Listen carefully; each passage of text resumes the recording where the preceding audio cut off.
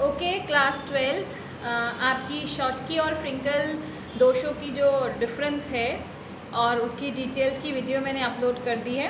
तो अब आप इस पोजीशन में होंगे, उस वीडियो को देख लेना। वो 2 पार्ट्स में अपलोडेड है, पार्ट ए और पार्ट बी में। उन दोनों वीडियोस को देखने के बाद अब आप अपने नेक्स्ट चेक पॉइंट्स करने की पोजीशन में हो गए हैं। ठीक है, तो अब हम डिस्कस करते हैं अपने आगे के चेक पॉइंट्स।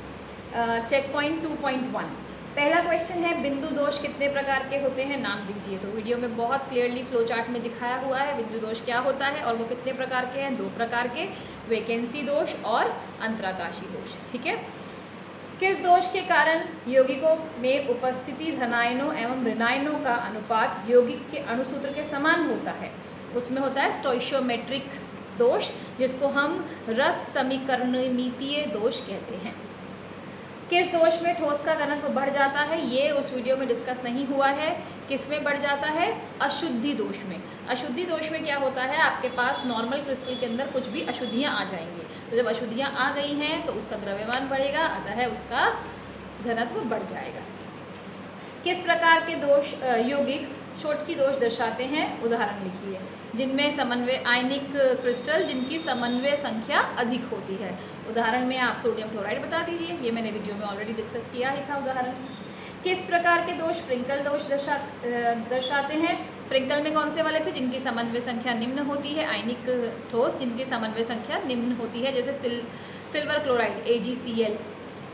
नेक्स्ट है, किस दोष में पराविद्युतांक का मान अपरिवर्तित रहता है। देखिए, पराविद्युत का जो स्थिरांक है वो है आपका डाइलेक्ट्रिक कांस्टेंट। ये शॉटकी दोषों में सेम रहता है, अपरिवर्तित रहता है, लेकिन फ्रिंकल दोषों में इसका मान बढ़ जाता है। ठीक है, ये ध्यान रखना, फ्रिंकल दोषों में इसका मान बढ़ जाता है लेकिन उसमें सेम रहता है।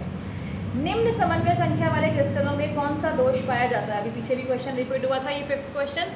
जिनकी निम्न समन्वय संख्या होती है उसमें कौन सा दोष पाया जाता है, उसमें फ्रिंकल दोष पाया जाता है। ठीक है, नेक्स्ट तुम्हारा चेक पॉइंट 2.2 भी मैं इसी वीडियो में डिस्कस कर देती हूँ, बहुत जल्दी हो गया ये। किन यौगिकों में धनायनों और ऋणायनों का अनुपात उस यौगिक के अणुसूत्र के समान नहीं होता। देखो, जब समान होता है तो रस समीकरणमितीय, नहीं होता तो अरस समीकरणमितीय, नॉन स्टोइशियोमेट्रिक, बहुत सिंपल है।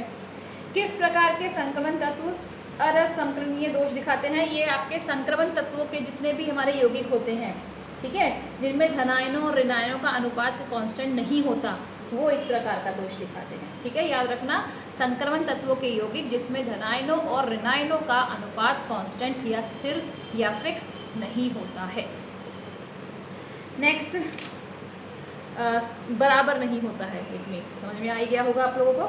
अगला है अरस समीकरणमितीय आयरन 2 ऑक्साइड का सूत्र लिखिए। देखिए, आयरन संक्रमण तत्व है Fe, इसमें +2 और +3 2 ऑक्सीडेशन स्टेट्स मिलती हैं। यहाँ पर +2 ऑक्सीडेशन स्टेट वाले का आपको सूत्र लिखना है, तो उसका आंसर होता है Fe3O4। किस प्रकार F केंद्र युक्त यौगिक अनुचुंबकीय और विद्युत के चालक क्यों होते हैं। देखिए, जो F केंद्र, पहले तो F केंद्र क्या होता है ये समझ लेते हैं।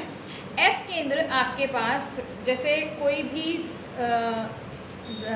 ऋणायन है, एनायन मतलब कि जो नेगेटिवली चार्ज होते हैं, जब ऋणायन अपना स्थान छोड़ देते हैं तो एक रिक्तिका उत्पन्न हो गई और उस रिक्तिका पर कोई भी इलेक्ट्रॉन आ जाएगा तो वो उस तत्व को कोई रंग दे देता है।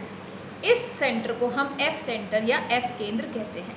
ठीक है, जब ऋणायनों की जगह छोड़ने के कारण जो रिक्तिका उत्पन्न हुई है, उस रिक्त स्थान में कोई भी इलेक्ट्रॉन आ जाता है तो उसको हम F सेंटर कहते हैं, या इसको हम रंग केंद्र भी कहते हैं, क्योंकि उस ठोस में एक विशिष्ट रंग आ जाएगा। और ये विद्युत के चालक क्यों हो गए, इलेक्ट्रॉन आ गए उसके अंदर। इलेक्ट्रॉन की उत्पत्ति, जब इलेक्ट्रॉन आ जाता है, इलेक्ट्रॉन तो आपको पता ही है चालकता को बढ़ाता है, तो ये तो अंडरस्टूड है। लिथियम क्लोराइड में लिथियम को गर्म करेंगे तो यह कौन सा कलर देता है, ये क्रिम्सन कलर देता है। जो लिथियम को हम गर्म करते हैं तो उसके इलेक्ट्रॉन से हमें क्रिम्सन कलर मिलता है। ठीक है, गर्म करने पर जिंक ऑक्साइड का रंग कैसा होता है। तो ये तो रंगों वाले क्वेश्चंस हैं चिल्ड्रन, इसमें इतना मुश्किल नहीं लगेगा आपको। जिंक के जो क्रिस्टल होते हैं वो सफ़ेद रंग देते हैं।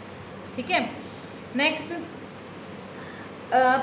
नंबर 6, ये तो हो गया, सॉरी, नंबर 7, प्रतिस्थापित ठोस का बनना किस पर निर्भर करता है। प्रतिस्थापित ठोस क्या, ये प्रतिस्थापित क्या होते हैं। देखिए, प्रतिस्थापित ठोस आपके पास जब कोई अशुद्धि आती है ये उसी प्रकार का है।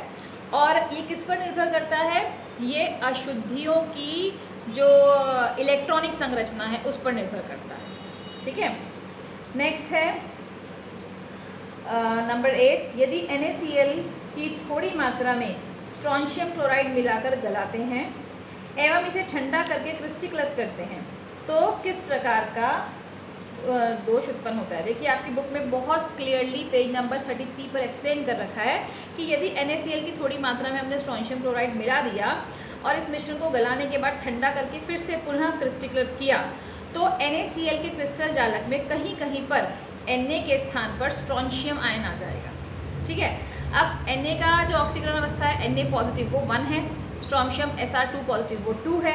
तो आपके पास क्या होगा, Na ने अपना स्थान छोड़ा, स्ट्रोंशियम ने स्थान ग्रहण किया, लेकिन उसको बैलेंस करने के लिए एक स्ट्रोंशियम के प्रवेश करने पर 2 Na अपना स्थान छोड़ सकते हैं।